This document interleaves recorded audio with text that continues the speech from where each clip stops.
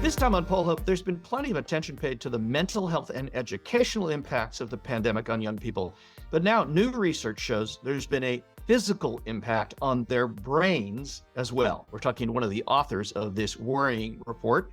Before that, however, we're looking at a completely different aspect of younger Americans, their partisanship. Turns out Gen Z and millennials are really different from older generations. Yeah, in a lot of ways, but specifically when it comes to identifying as Republican or Democrat. We'll explain. And we end with a fun fact that sounds pretty bizarre to anybody under 50, sticking with this age thing, but it speaks to the grand hopes of the atomic age. So strap on your rocket pack. Let's get ready to fly. And welcome to Poll Hub, everybody. I'm JD Dapper. I'm Mary Griffith. And I'm Lee Marengoff. So we talk a lot about partisanship. We have, especially in the last couple of years, because the partisanship in this country has gotten a lot of attention, and for good reason. We are very, very divided in partisan ways. We've seen it in our polls. We talk about it a lot. But one of the things that we've come across recently that we think is really interesting is that younger people, specifically Gen Z and millennials, have a different relationship to partisanship than do older generations like the boomers and the silent generation. So, for instance, looking at long-term trends that the Gallup poll records by looking over the years at who says they're Republican, who says they're Democrat, who says they're an independent. One of the things that they've found recently that's really interesting is that just 1/3 of baby boomers said they were independent in recent Gallup polling before the midterms. The polling was done then, compared to 52% for both millennials and Gen Z. The younger people are much more likely to say they're independent and much less likely to say they're Republican and Democrat. And Mary, I'm not sure that's surprising when we look at our polls and we see something similar, but it does stand out to me as something that is markedly different than what we've seen in prior generations when they were in this same age group. Right. And Jay, you mentioned our polling. So we take a look at our December poll and we look at the favorability of the parties themselves. In our December survey, we found that the opinions of two parties among millennials and Gen Z, 42% favorable to 40% unfavorable for the Republicans, and 41% favorable to 41% unfavorable for the Democrats. So, Lee, what do you make of this perception of the parties? Well, it's a plague on both of them. Look, what's been going on in this country, I guess in the last 20 years, maybe even more, is the country people have become very frustrated by the dysfunction, and they keep going to the other party back and forth and back and forth and back and forth. As soon as, at some point, the younger generation is saying, all right, I don't have to go into that routine. I don't have to be bouncing around. I'm just going to, as we used to say in the old days, vote for the person, not the party. And I think but there's, I was going to point out also there's a lot of irony in this because the country is both more partisan and less partisan at the same time. We're very partisan as Democrats and Republicans. Look at Congress, look at vote for president, look at any of these, alignments, Democrat, Republican. We've talked about the polarization. And now we're looking at these findings and we're saying, well, the government may be really partisan, but people are less partisan. Less partisan. Yeah. So it's kind of an irony, and maybe that's why things aren't connecting as well, because independents want to see something different altogether. And, let's move away from the old way of doing things. So you've been teaching, young people for a long time. The young people that you originally taught are not young anymore. In fact, they're part of these cohorts we're talking about who are not so independent. Is this just an age thing? Like when you're in your 20s, you feel like you're independent. I hate both parties. And then you grow into it. We're not seeing that. No. They're not seeing this in the Gallup poll here, but No. it does seem to be something that's at least possible, right? Yeah, well, that was the old kind of like the old adage, when you're young, you can be liberal and all that. When you start paying taxes and have a family, you're going to get more conservative. I don't think there's a whole lot of evidence. I don't think there ever was a whole lot of evidence for that anyway. I think different generations have connected to our politics by what was going on when they were getting socialized. And I think a lot of today's 18 to 29-year-olds, well, they grew up, during the Obama years, and that was kind of like a quiet time and certainly a more civil time. And they don't have to really jump into any party. They can sort of pick and choose. There's one other thing in here though that's kind of befuddling me a little bit, and it goes back, I guess, to the irony I was talking about a little bit before. So, what have campaigns done differently because of these factors? And it used to be, well, Democrats are going to vote Democratic, Republicans are going to vote Republican. It's going to be a swing group of independents, not a whole lot of them. And if I get a little bit more of them, then I win. If I get less, I lose. But I guess in the '04 election, we started hearing about base. Get your turnout, put it all into your base. You know, raw meat time for your base. And swing voters may not actually vote. And we saw that a little bit this time also. I mean, what was going on in Florida? Voters, some stayed home because they're turned off by the process or whatever reason. So I don't know. That was just an observation. Well, Lee, talk about the implications for campaigns. But before we can get to the campaigns, we have to get to the candidates and to our future generation Yeah. of leaders. So, Jay, Lee, hum a few bars about that. What does this all mean for our politics moving forward? Yeah, I was going to say yeah, you jump. You go octogenarians first. unite, but that was, I mean, here I That's a am. rallying cry. Great. Well, here I am, having reached the ripe old age of 70 plus, and I'm still younger than most of the active candidates for president. I mean, it seems like Well, that is true. an But oddity. But I mean, there is a good question there, and the implications for the parties. Like Democrats assume, and there is evidence to suggest that millennials are, as much as they say they're independents, they do tend to lean more Democratic than they do Republican. And so, the future is in the youth of the Democrats. But is that really the case? It seems like both parties, the implications for both parties, Lee, are the pox on both of our houses. We're both screwed. We both need to figure out some way to attract these voters who are mainly tired of all the screaming and the yelling and the partisanship. And I think Joe Biden may be the right person at the right time for this kind of thing, but it would be better for him if he was 30 years younger. It would just work better. I think we're ready for, dare I say, a new frontier. It seems like people are getting a little restless again.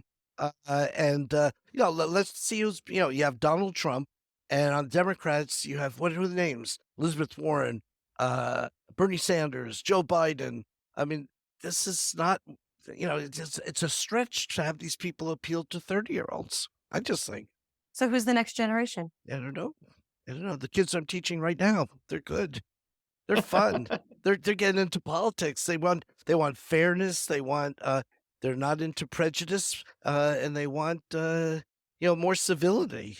I'm So not the sure we're question going to then, get that. right? So the question then is, will they vote? And for the first time in a midterm, we actually began to see that answer, which has always been, they don't.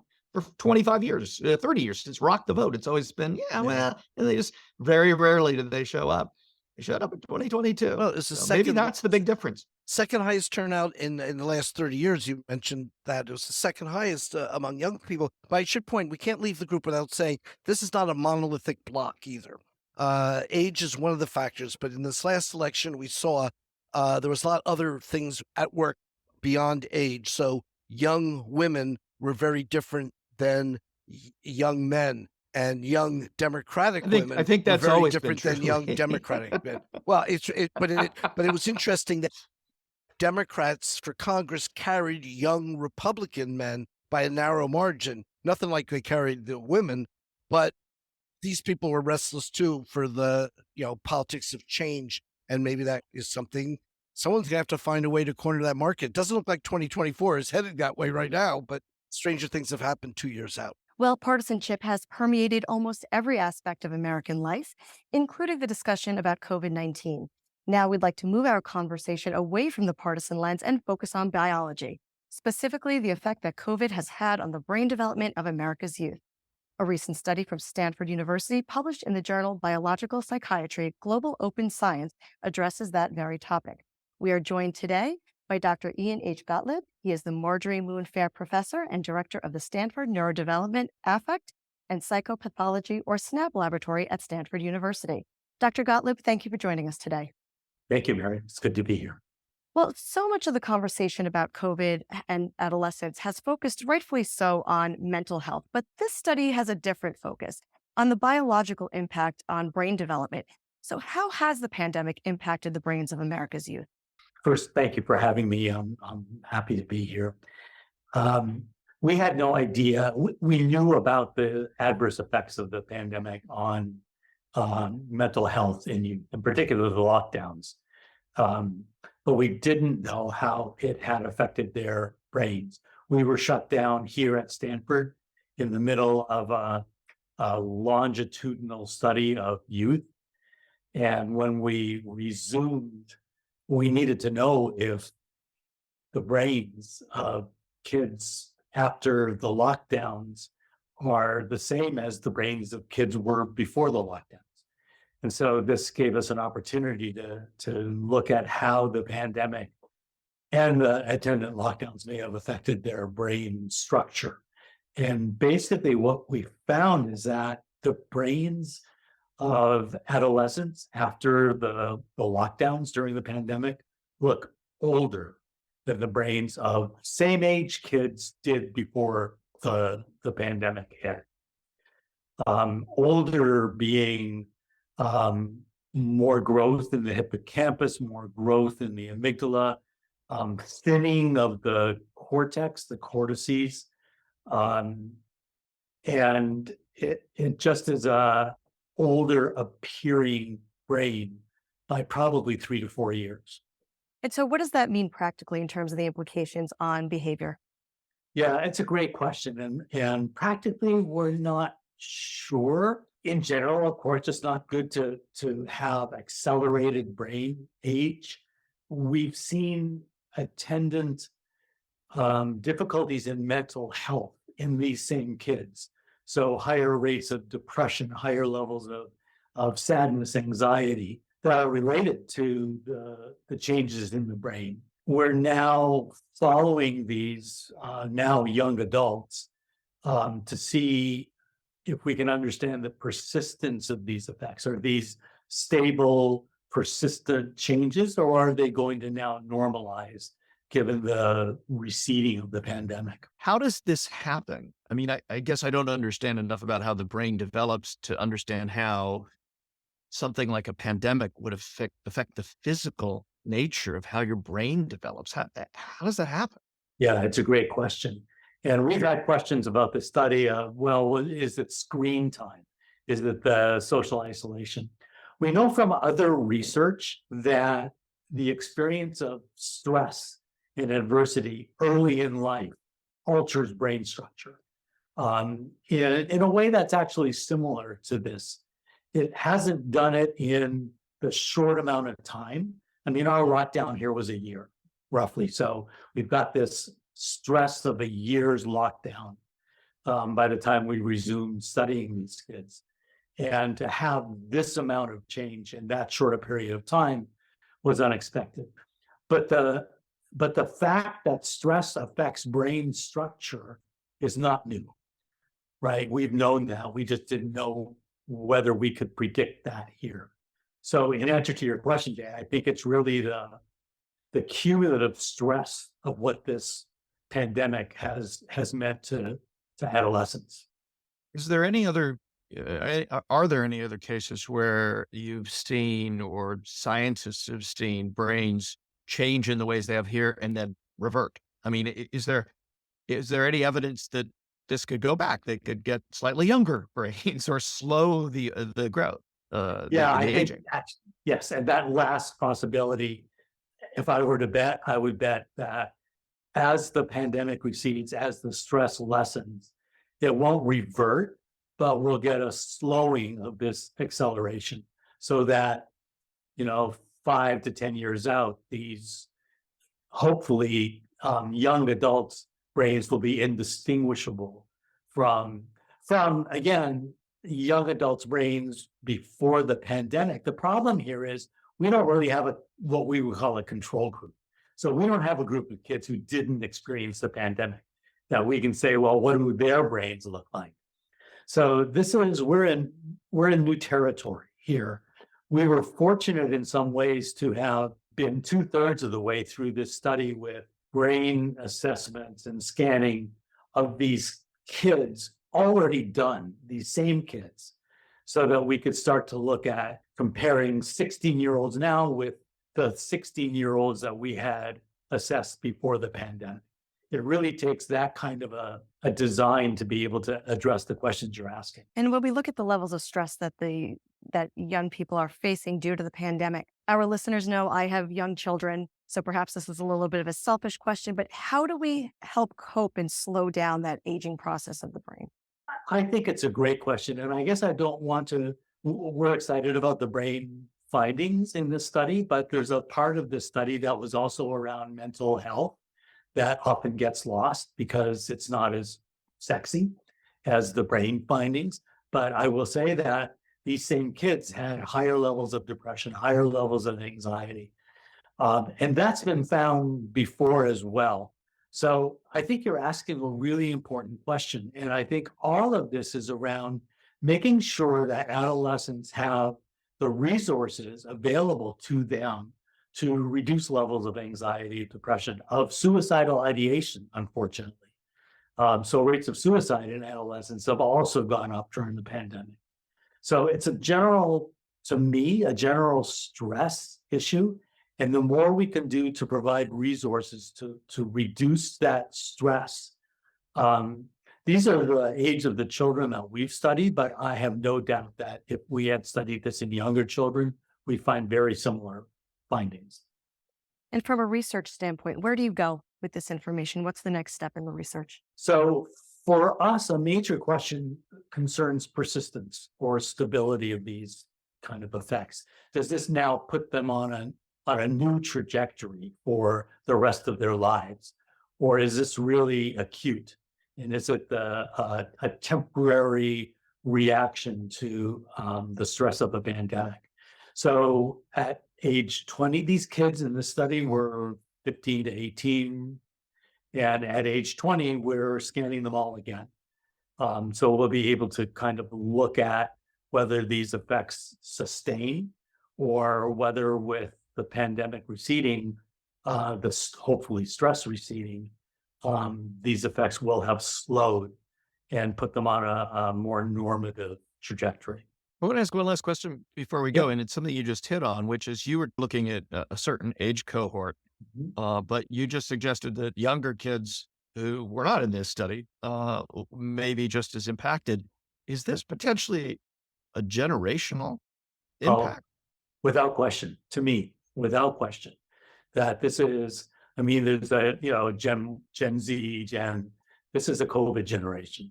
This is a generation of kids who were pulled from their social networks at a time that peer relationships are so important. And I think that it is without question a generational issue. What going forward, what is this going to look like? I don't know. A lot of work to be done, and you've laid some of that groundwork with this. Dr. Ian Appreciate Gotlib from Stanford University, thank you so much for doing the research, obviously, but also for sharing your findings with us and our audience. Really fascinating stuff, and I do say worrying, but fascinating nonetheless.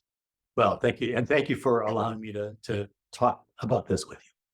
Well, I usually come after a nice, pleasant little discussion, and then I get to come in. No, it's the other way. I come off Yep. a serious discussion, and then I get to do the fun fact. And we've been having some fun with the fun facts lately because we're kind of going back in time and looking futuristically to see whether things happen the way people thought they would like to happen. So we go back to the Gallup poll from 1949. Do you think that 50 years from now, trains and airplanes will be run by atomic power? This is, again, the beginning of the atomic age, and we only 4 years earlier had used atomic bombs in World War II. And now we're saying, well, is there a good use for this? Trains, airplanes. United States population, 63% thought yes, 50 years from now, that's exactly what's going to be happening with trains and airplanes. 20% said no, and 17% had no opinion, or they said, I'll walk. I'm not sure. I think they had no opinion. So somebody tell me where that's surprising. I'm not sure. Well, we just had last week's fun fact was about whether, people would land on the moon. And the majority said, nah, we're never getting to the moon in 50 years. But at the same time, they're going, absolutely, we'll have atomic reactors and planes and trains. I just think it's hilarious. Not hilarious, ironic. Let's put it another way. That's the I word think of it's the day. ironic how bad predictions can be. And certainly we're all as guilty. We're predicting of some future, that 50 years from now, they'll be laughing at us, or 100 years from now, as the case may be in this, or 80 years. But yeah, that's my take on it. I don't know, Mary. Does the LIRR, do they have nuclear reactors yet? I don't think so. I don't think so, Jay. I'm with you. I'm going to refrain from making predictions because clearly we don't know what we're talking about. Who once said it's very difficult making predictions, especially about the future? It was either Casey Stengel or Yogi Berra. Or Yogi Berra. Yeah, it was one of them. Yeah, I'm not sure who that might have been, but yeah. Now we do have a new recruit to our team, Emily, and Emily's going to go off mute right now, and she's going to say, "What do you think about 50 years from now?" Because we kind of got a weird perspective on things. Bring a little of youth into this. I don't know if you've ever seen the movie Hunger Games, but maybe 50 years from now, they'll have trains like that. But I don't know about the atomic situation in there. Okay, I think that's fair enough. Casey, what do you? Well, they just did cold fusion, so who knows? It'll still be atomic, but it won't be 1950s atomic.